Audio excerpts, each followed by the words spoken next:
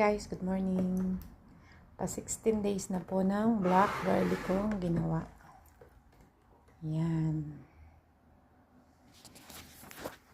Tapos medyo lumabas yung juice niya.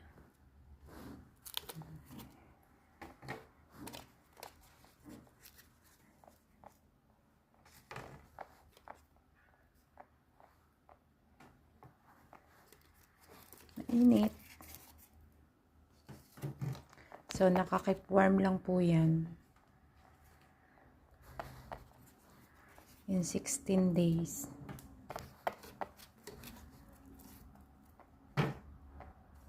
So, inumpasahan ko ito ay March 22.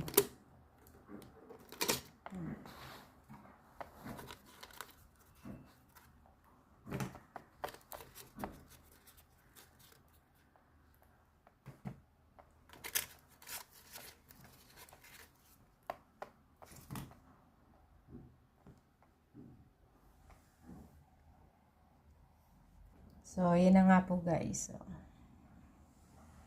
ang garlic. Black garlic.